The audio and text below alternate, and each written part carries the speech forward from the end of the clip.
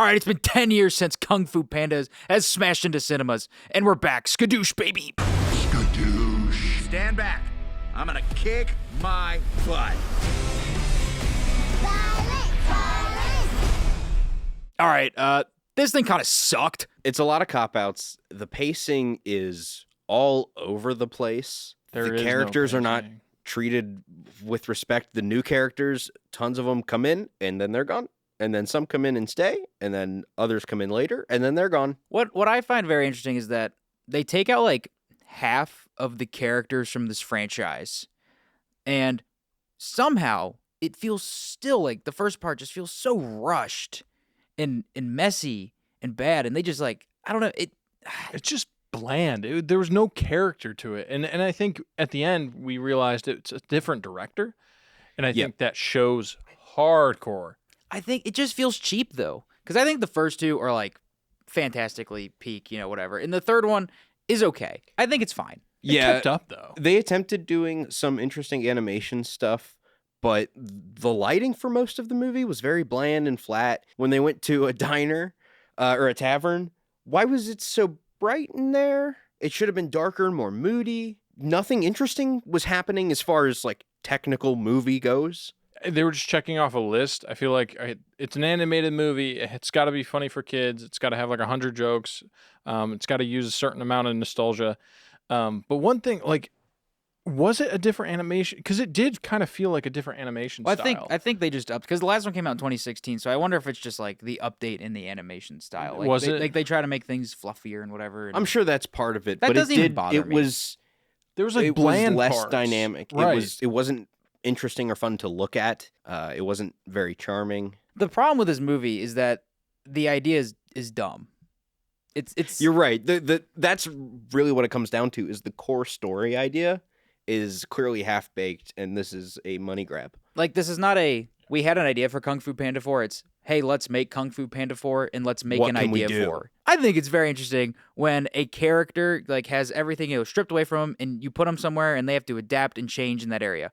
So this movie, Kung Fu Panda 4, could have been like Logan, and that would have been awesome. And the one thing that bugged me so much is why, like, when it's the fourth movie in any franchise, they try to pick on that one humor point where he can be dumb, and they make him super freaking dumb. They all like turn everything up to like 100, and they just rely on that, and it feels so like forced, and it irritated Not a me. lot of kids in our theater. There were a couple chuckles, but our theater was way more quiet than I expected, and it was filled with literal children going to see a movie. I mean, that was the most filled I've seen a theater in like a while. Since like Barbie, right? Since Barbie, probably, yeah. I think the new character played by Awkwafina, Jen the Fox, is fine. I think it's fine. But like some of the characters, like Pose, Goose Dad Ping, he's so dumb. I don't like it. Yeah, I don't know, dude. He was floating between dumb and like a jackass. I don't know what they were doing with his character or the Bryan Cranston dad. They're just like he was kind of like that in the last one, but like it just feels like it just feels dumb. And is it a different voice actor? Because he sounds really weird in this. It didn't quite sound like Bryan Cranston. No. His other dad, the Goose Dad. Ping? No, yeah. I think that was still James No, Hong, that sounded the right? same. Okay. I don't know. Bryan Cranston sounded odd. Tai Lung, I mean, definitely sounded older. Mm-hmm. Well, Even Jack Black Sounded something was 16 off. years. I was gonna say that Something too. was off did- with his acting. I don't know if it's just like his rise of social media presence and stuff, but there's a different quality to it. Maybe it was just the group around the movie, because you could just feel every aspect of the movie just fell off. Because like every movie, like the quality declines a little bit, but like some of the stuff kind of stays. Like Shifu's always been like he's always been like kind of like a staple. Like he hasn't really changed it. But in this one, it's kind of That's just why like they had to give him his contract 5 minutes of screen time. well, it's not even that. It's like he's either like he's mean or he's like he's doing something goofy's happened to him. Yeah, but there are that's the only lines two from him in this that make no sense No, from his character. they don't. Well, but that just goes into like everything else though. Yeah. So the villain, the chameleon, is okay. She's I mean, there. She's there. It's not isn't every other Kung Fu Panda villain has been like the kind of like the peak of the movies.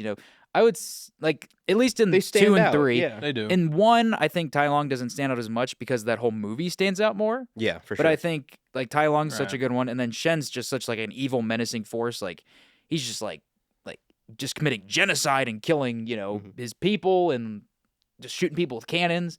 And then like Kai's like flying through the spirit realm and doing all of his stuff. J.K. in 3. Simmons is really great as Kai too. Yep. And The then in voice this one, acting it's really just sells like, it. I mean, like slight spoiler, like the most intimidating. It's in the scene- trailer. Well, it is. The first scene with the chameleon, like when it's just like, oh, we're some of the other bad guys. We're thinking about maybe turning our backs to the chameleon. The chameleon's like, I'm gonna push you down the stairs. Well, the conversations, that's what diminished the villain so much, is they tried to put too much humor and it just diminished every feeling you had about the chameleon. And her whole premise of just, I'm not going to be unique. I'm just all the previous villains, but I'm here now.